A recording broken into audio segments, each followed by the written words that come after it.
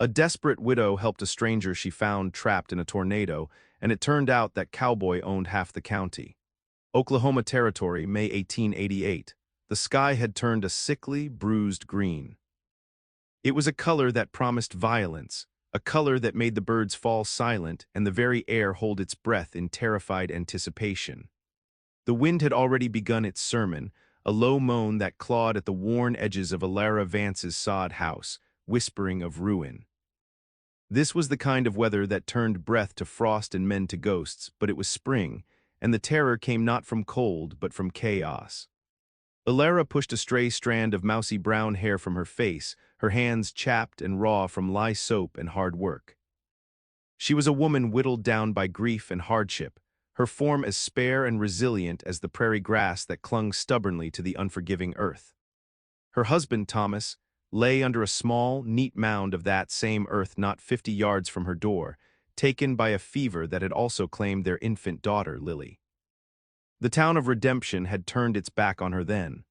Whispers had followed her like shadows, cruel and baseless, suggesting a darkness in her that had invited the sickness. They saw her poverty, her plainness, her profound sorrow, and they called it a curse. So she had retreated, becoming a ghost in her own life, a silent occupant of the last patch of dirt that bore her husband's name.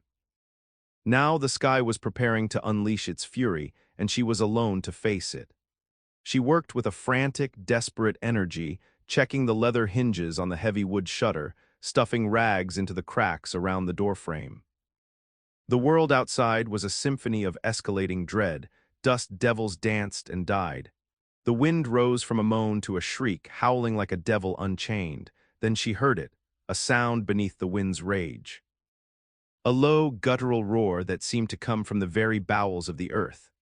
It was a sound that vibrated in her bones, a primal warning that sent a spike of pure ice through her veins. She threw her weight against the thick plank door, dropping the heavy wooden bar into its brackets just as the world outside dissolved into a maelstrom of noise and fury.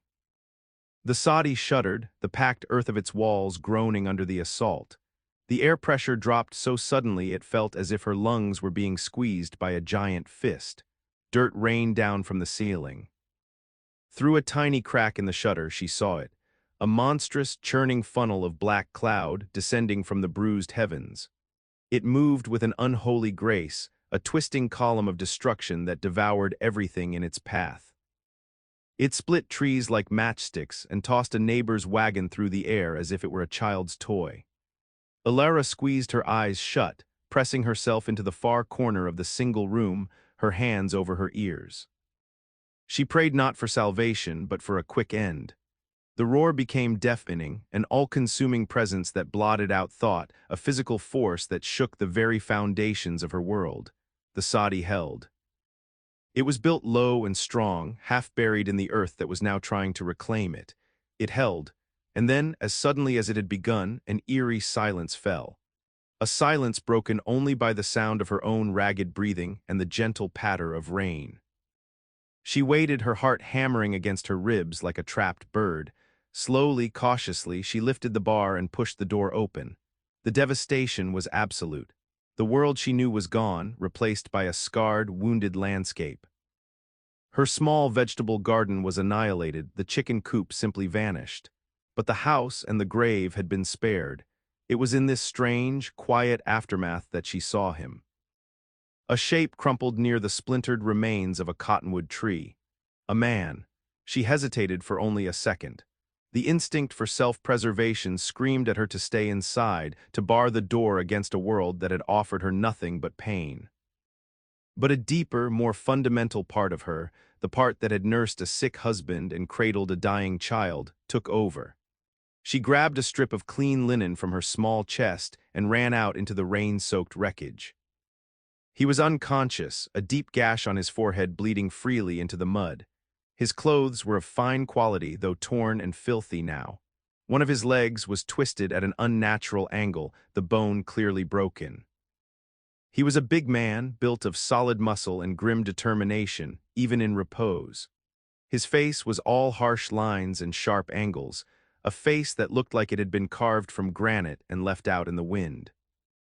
Ilara knew nothing of him, but she knew pain, she knew suffering, and she knew she could not leave him to die. With strength born of pure desperation, she managed to loop her arms under his and drag him, inch by agonizing inch, across the muddy ground and into the relative shelter of her home.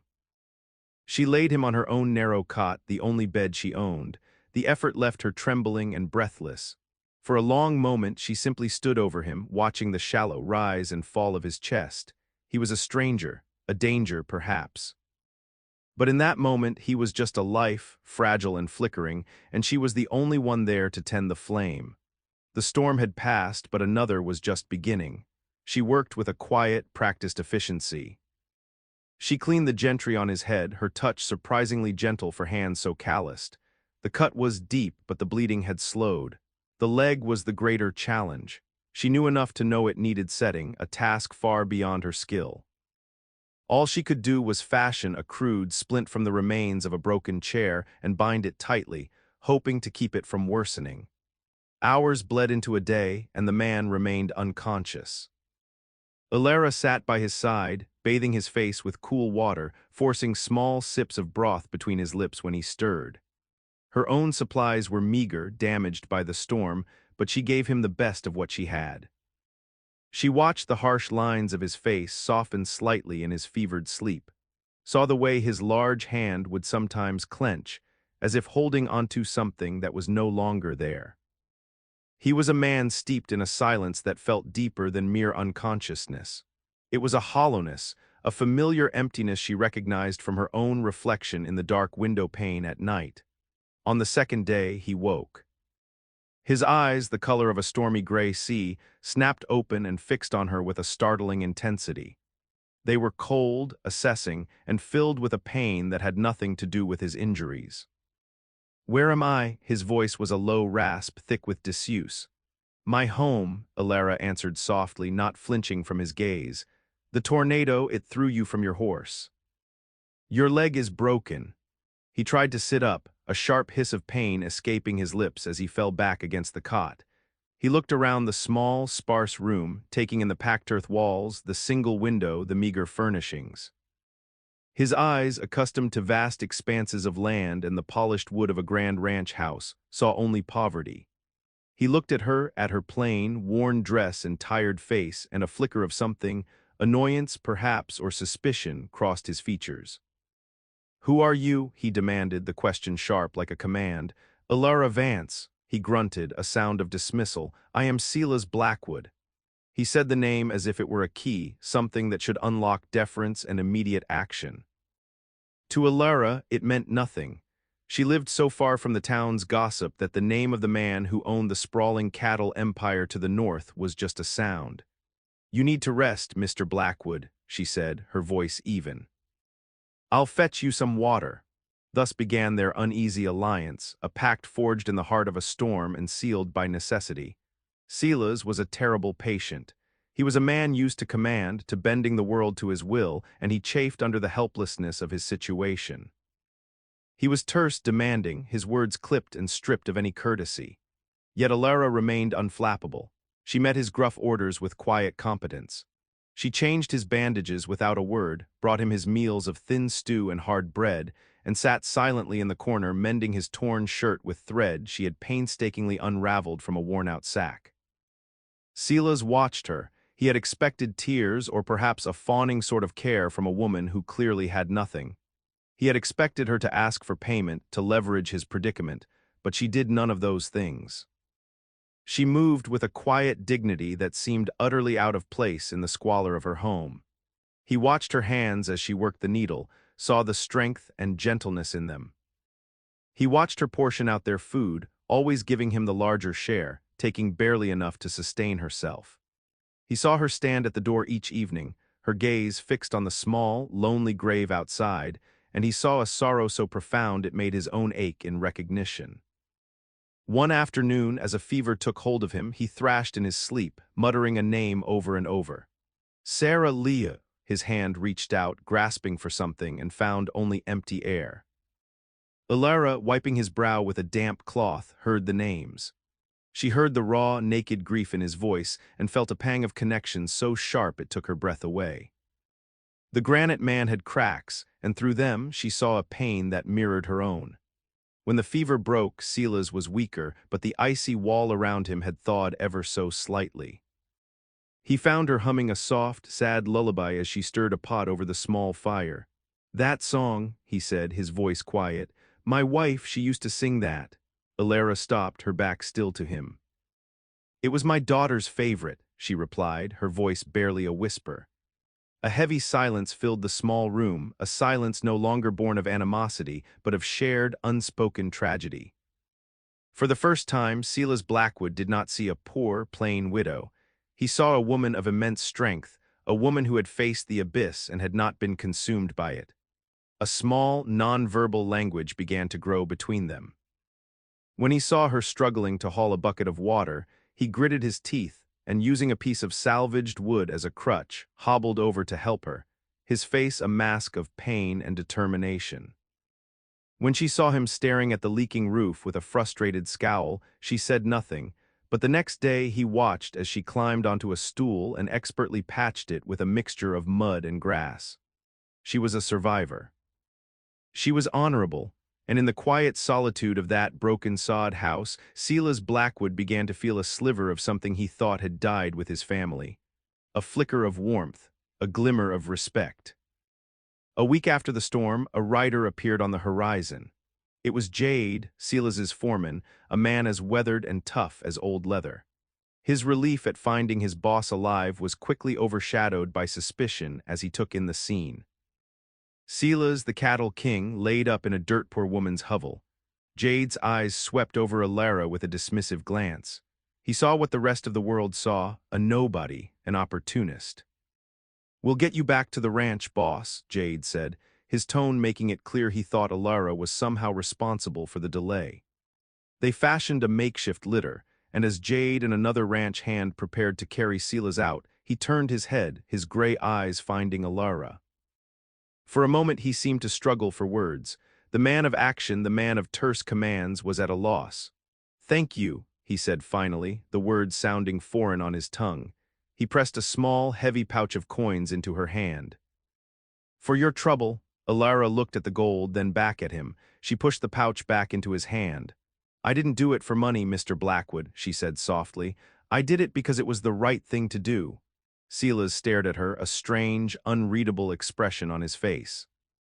Then Jade was giving orders, and he was being carried away, leaving Alara alone once more in the quiet emptiness of her home, the silence now feeling heavier than before. News of Silas Blackwood's rescue spread through the town of Redemption like a prairie fire. And with it, the whispers began. They twisted the story, painting Alara not as a savior but as a scheming vulture. The gossiping townspeople, their own lives small and bitter, seized upon the tale with a perverse glee. "Heard she kept him there a week," one woman would say over a fence post. "Probably trying to trap him. A woman like that with her history of bad luck," another would add. "She's probably a witch, put a spell on him, I'd wager." Alara felt their scorn like a physical blow whenever she had to make the long walk into town for supplies. She saw the way they averted their eyes, the way mothers pulled their children closer as she passed. She was an outcast again, her brief act of human decency recast as a sinister plot. The whispers found a voice in Beatrice Croft, the daughter of the town's most prosperous banker. Beatrice was everything Alara was not, beautiful, wealthy, and dripping with a cloying, manufactured sweetness that barely concealed a core of pure steel.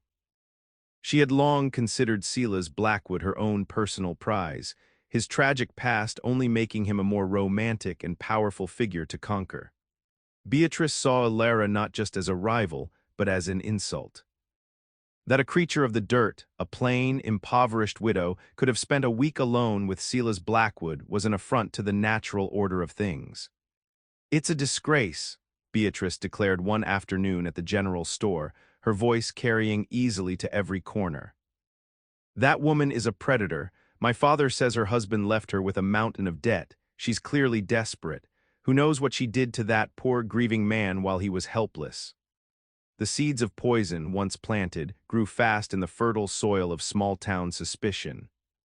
Beatrice watered them with daily insinuations, her words dripping with false pity and venomous concern. She visited the Blackwood Ranch under the pretense of bringing Sela's recovery gifts, her presence a constant, cloying perfume in the sterile halls of his mansion. Silas, confined to his bed, was initially oblivious. His days were a fog of pain and grim silence, the vast, empty house a monument to his grief. The ghosts of his wife and son walked every hallway, their laughter a faint, torturous echo in his memory. He found himself thinking often of the small, quiet Sadi, of the woman with the sad eyes and capable hands. He remembered her quiet dignity, her refusal of his money. It stood in stark contrast to Beatrice's simpering and the town's suffocating pity. The attack, when it came, was not to his person, but to hers. Beatrice, frustrated by Silas's continued emotional distance, decided to remove the piece from the board entirely. She went to her father. Mr. Croft was a man who understood only leverage and profit. He held the note on the small parcel of land Alara lived on, a debt left by her late husband. It was a paltry sum, hardly worth his notice, but his daughter's ambition made it a valuable weapon. One blistering afternoon, Croft rode out to Alara's Sadi, a notice of foreclosure in his hand. He found her patching the storm-damaged fence, her face smudged with dirt, her body weary. "Alara Vance," he began, his tone oily and condescending, "it has come to my attention that your husband's debt is long past due. The bank has been more than patient, but our charity has its limits." Alara's heart sank. The small plot of land, the sod house, the graves of her family, it was all she had left in the world. I can pay," she stammered, knowing it was a lie. "I just need a little more time." "Time is something you've run out of," Croft sneered, his eyes raking over her with contempt. "I'm told you've been entertaining a wealthy guest. Perhaps you should have secured your payment from him when you had the chance. You have 30 days to vacate the premises." The cruelty of it was breathtaking. He was not just taking her home. He was mocking her, twisting her act of kindness into a failed transaction. Despair, cold and absolute, washed over her. The world had taken everything, and now it had come back for the scraps. Back at the Blackwood Ranch, Silas was finally on his feet, leaning heavily on a cane. Jade, his loyal foreman, was giving him a report on ranch business, but his mind was elsewhere. He found himself staring out the window, his gaze drifting eastward, toward a small, insignificant speck on his vast horizon. It was Jade who brought him the news. The foreman was a man of few words, but he was fiercely loyal and had a strong sense of justice. He'd heard the talk in town, the ugly rumors spun by Beatrice and her ilk. "Boss," Jade said, his voice low, "that woman, Alara Vance. Croft is calling in her note, forcing her off her land." Silas went still. The cold, dormant anger that had settled in his heart 2 years ago began to stir. He thought of Alara, alone, facing down the town's cruelty. He thought of her quiet strength, the way she had patched his wounds and her own roof with the same determined competence. He thought of her pushing his gold back into his hand. "Saddle my horse," Silas commanded, his voice like the crack of a whip. "Boss, your leg, now, Jade." The ride was agony, every jolt of the horse sending a fresh wave of fire up his leg, but it was a clean pain, a physical pain. It was nothing compared to the corrosive rot of grief and apathy he had been living in. This was different. This was a fire.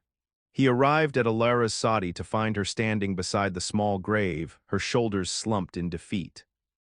She didn't have to tell him what had happened. He could see the utter desolation in her eyes.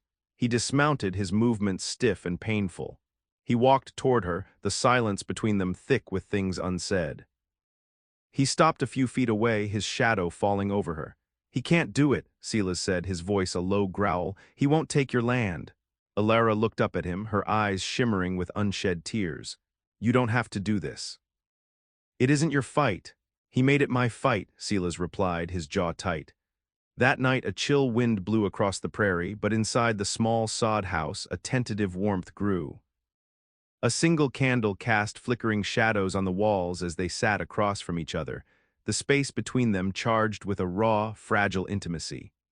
The pretense of their former roles, rescuer and patient, had fallen away, leaving two lonely souls stripped bare by circumstance. It was Alara who broke the silence, her voice soft but steady. "They think I'm cursed," she said, her gaze fixed on the dancing flame. "When Thomas and Lily took the fever, it was so fast. 1 week my home was filled with laughter. The next, it was just silence." She paused, taking a shaky breath. "Dr. Miller did what he could, but people in town started talking. They said I didn't pray hard enough, that I must have some secret sin. When I buried them, no one came. They just watched from a distance as if I were the plague itself." Silas listened, his granite face unmoving, but his eyes, those stormy gray seas, reflected the candle's flame like a distant beacon. He saw her not as cursed, but as condemned by the fearful and the cruel. "I stayed," she continued, her voice dropping to a whisper, "because this is all I have left of them, this land, this quiet. To leave would be like burying them all over again." A profound quiet settled over them, a quiet filled with the weight of her confession. Then Silas leaned forward, the movement pained and deliberate. He rested his forearms on his knees, his large hands clasped together. "I was away," he began, his voice a low rumble rough with unshed grief. "Driving a herd north. A blizzard hit early that year, a freak storm. No one was expecting it." He stared into the darkness beyond the candle, his eyes seeing a past that was forever frozen in ice and snow. "My wife, Sarah, she was alone at the ranch with our son, Leo. He was just 6 months old. The foreman told her to come to the main bunkhouse, that it was safer, warmer, but she was proud, stubborn, she thought she could wait for me." His voice cracked, a fissure in the stone. "The snow was relentless, it buried the world. When I finally made it back, days later, the house was just a white mound. I had to dig my way to the door." He stopped, the memory too sharp, too brutal. He took a ragged breath before he could continue. "I found them in the nursery." She was holding him, she had wrapped him in every blanket she could find. They were just frozen, as if they had fallen asleep. He looked at Alara then, his eyes filled with a raw agony that mirrored her own. "The worst part," he choked out, the words torn from a place deep inside him, "is that I was relieved. Relieved that they hadn't suffered, that it was peaceful. What kind of a man finds relief in a sight like that?" The question hung in the air, a testament to 2 years of self-loathing and guilt. Alara reached across the small space between them, her calloused hand gently covering his. Her touch was not one of pity, but of profound, shared understanding. "A man who loved them," she answered softly. "A man who was looking for a single drop of grace in an ocean of pain." In that moment, the walls they had built around their hearts, walls of grief and isolation and societal scorn, crumbled to dust. He was not Silas Blackwood, the cattle baron, and she was not Alara Vance, the town pariah. They were just two people who had lost everything, finding a flicker of recognition in the other's shattered soul. Silas turned his hand over, his fingers lacing with hers. His grip was strong, anchoring. "They are wrong about you, Alara," he said, his voice thick with emotion. "You are not cursed. You are the kindest, strongest person I have ever known." He stood, pulling her gently to her feet. He looked down at her, his gaze intense, unwavering. "This is your home. No one will ever take it from you. You are under my protection now. You and your family's memory, I swear it." It was more than a promise. It was a declaration, a commitment. In the heart of that tiny sod house, surrounded by the ghosts of their pasts, they chose not to be defined by what they had lost, but by what they were willing to build. Together, the next morning, Silas rode into redemption, not as a recluse, but as a force of nature. He walked into Croft's bank, the thump of his cane echoing on the polished floor like a drumbeat of war. He threw a heavy bag of gold onto the counter. "This is for Alara Vance's debt," he announced, his voice carrying to every corner of the room. "And I am buying the note. From now on, she answers to me." He then looked Croft dead in the eye. "And if I ever hear another word against her from you or your daughter, I will use every dollar I have to ruin you." The threat was not idle, and everyone knew it. But Beatrice and her father were not so easily defeated. Their power lay not in wealth alone, but in their manipulation of public opinion. Humiliated and enraged, they decided to escalate their attack from financial pressure to public crucifixion. They called a town meeting. The official purpose was to discuss community safety and the moral character of its residents, but everyone knew its true intent. It was a trial, and Alara Vance was the one being judged. The church hall was packed, a gallery of self-righteous faces, all hungry for drama. Beatrice stood near the front, a vision of concerned piety, while her father laid out the case. He spoke of Alara's unfortunate history, her isolation, her strange behavior. He painted her as a threat, a woman of loose morals who had ensnared the grieving Mr. Blackwood in his moment of weakness. "This is not about a debt," Croft thundered, his voice ringing with false sincerity. "This is about the soul of our community. We cannot allow such a person to corrupt one of our most prominent citizens." The crowd murmured in agreement, a rising tide of condemnation. Alara, who had been summoned under a false pretense, stood at the back of the hall, trapped. She felt the weight of their stares, the poison of their judgment. She was small, alone, a single blade of grass against a stampede. She wrapped her arms around herself, bracing for the inevitable. Just as the verdict of the mob was about to be rendered, the double doors of the hall swung open with a resounding bang. Silas Blackwood stood framed in the doorway, his silhouette a dark, imposing promise of retribution. He walked down the central aisle, the sound of his cane a slow, deliberate rhythm that silenced every whisper. He did not look at the crowd. His eyes were fixed on Alara. He walked to her side, stood before her, and turned to face the assembly. He was no longer just a man, he was a shield. "You want to talk about character?" Silas's voice was a low, dangerous rumble that filled the hall. It was not the voice of the reclusive widower. It was the voice of a man who had carved an empire out of the wilderness. "I will tell you about the character of Alara Vance," he continued, his gaze sweeping over the stunned faces. "When your tornado, your act of God, left me broken and bleeding in a field, you were all safe in your homes. When I was helpless, it was not the town of redemption that saved me. It was this woman." He paused, letting the words sink in. "She dragged me into her home, she set my leg, she cleaned my wounds. She fed me from her own meager stores when she had barely enough for herself. She did this for a stranger, asking for nothing in return. I offered her gold, and she refused it." He took a step forward, his eyes finding Beatrice and her father. "You talk of corruption. You, who would use a woman's grief and poverty to drive her from her home. You, who spin lies and poison wells of gossip because your own hearts are small and bitter. You are the sickness in this town, not her."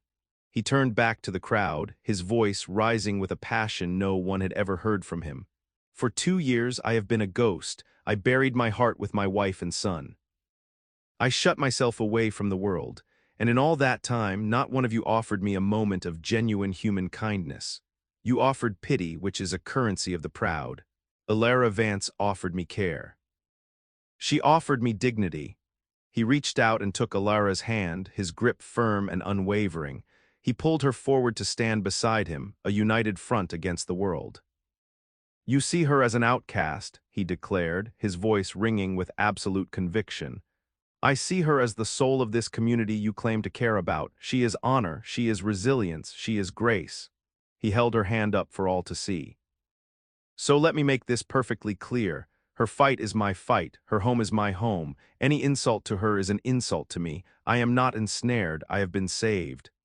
Then came the final, devastating blow to Beatrice's ambitions.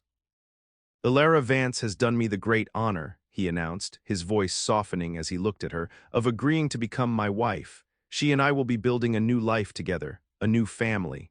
A collective gasp swept through the hall. Beatrice Croft's face went white with shock and fury. Her father sputtered, speechless. They had lost. Their public trial had become his public declaration. The townspeople, swayed by the raw power of his testimony and the fear of his influence, began to shift uncomfortably in their seats, their judgment turning to shame. Silas, his speech concluded, did not wait for their reaction. Still holding Alara's hand, he led her from the hall, leaving behind a stunned, shamed silence. They walked out into the clean, open air, vindicated and united. The storm of public opinion had broken against the rock of their shared truth, and in its wake, the sky was clear. The Blackwood Ranch house was less a home than a mausoleum. It was a grand, imposing structure of dark wood and cold stone, filled with fine furniture shrouded in white cloths and hallways that echoed with a profound and sorrowful silence. It was a monument to a life that had ended 2 years ago. For Alara, stepping across its threshold was like entering a beautiful, ornate tomb. Silas saw the hesitation in her eyes, the way she seemed to shrink within the cavernous space. He understood this was Sarah's house. Her presence was everywhere, in the silver-backed brush on a dressing table, in the delicate teacups in a glass-fronted cabinet, in the severe, formal portrait that hung over the massive stone fireplace in the great room. "We can build our own place," he offered, his voice gentle. "A small cabin by the creek, whatever you want." Alara looked at him, at the hope and fear warring in his eyes. She knew he wasn't offering for her sake alone. He was terrified of disturbing the ghosts himself. She placed a hand on his arm, a simple gesture of reassurance. "No," she said softly.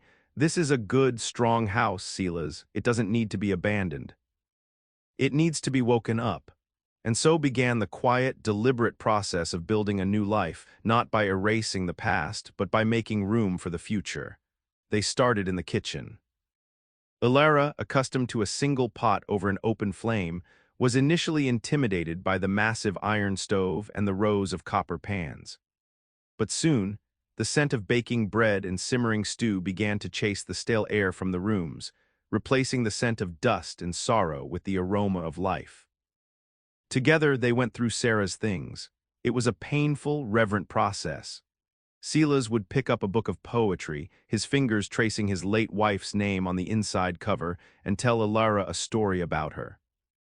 Alara would carefully fold a beautiful shawl, her heart aching for the woman she would never know and for the man who had lost her. They packed it all away not with haste, but with love, storing the memories in wooden chests in the attic, honoring what was to make space for what could be. They worked in the garden, a patch of land Sarah had started but that had become overgrown with weeds. Silas, the cattle baron who commanded thousands of acres, found a quiet satisfaction in turning the soil with his own hands. Alara, whose own small garden had been destroyed, felt a deep, healing joy in planting new seeds.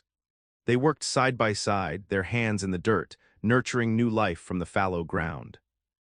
Slowly, light and laughter began to filter back into the dark corners of the house. The white sheets came off the furniture. Flowers from the garden appeared in vases. The heavy drapes were pulled back, letting the sunshine stream in, illuminating the dust motes dancing in the air like tiny, joyful sprites. The ranch hands, led by a now devoted Jade, watched the transformation with quiet awe. They saw their boss, a man they thought had been lost forever to grief, begin to smile again. They saw the quiet, plain woman who had brought him back to life, and their initial skepticism melted into a deep and abiding respect.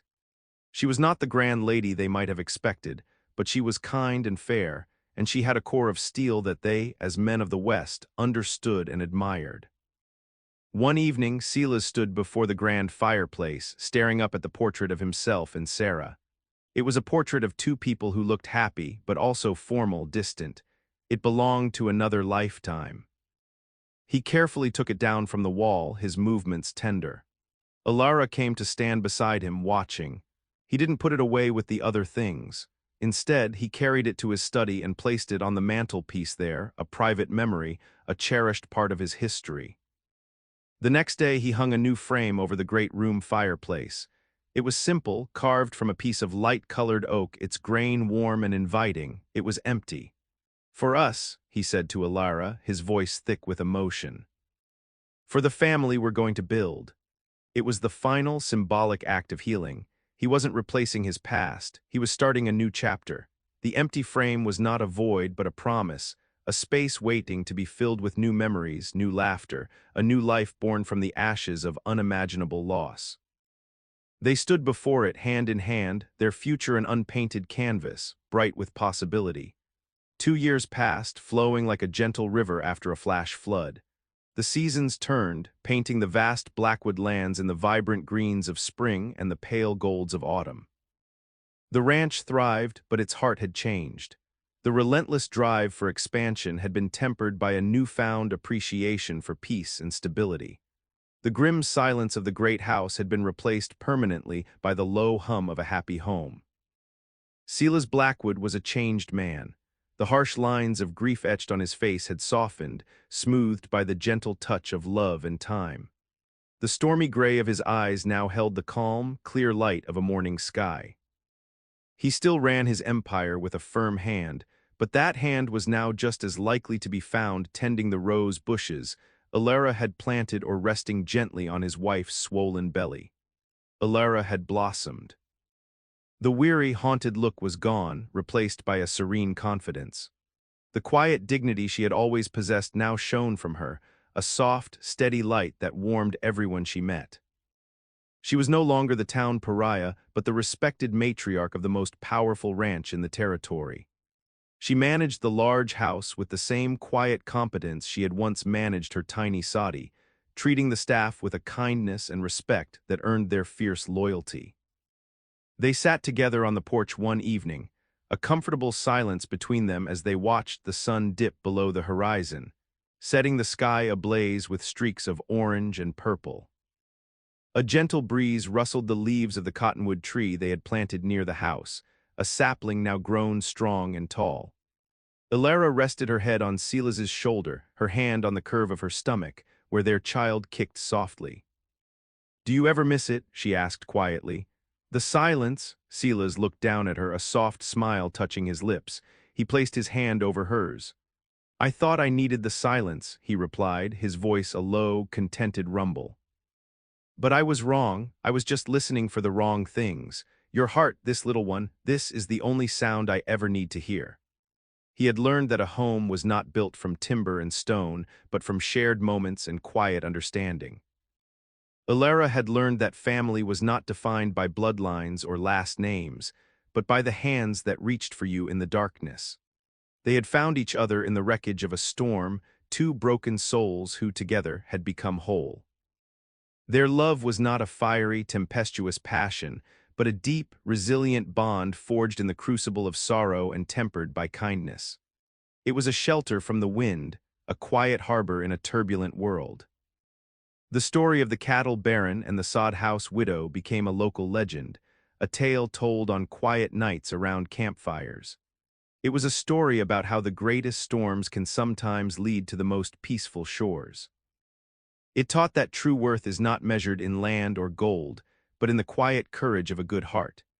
And it served as a powerful reminder that the most profound love often grows in the most barren of soils, a testament to the enduring power of hope, redemption, and the simple, sacred act of seeing the light in another person when all they feel is darkness. Their life together was the happily ever after no one had expected, a testament to the truth that the family you choose can heal the wounds of the one you lost.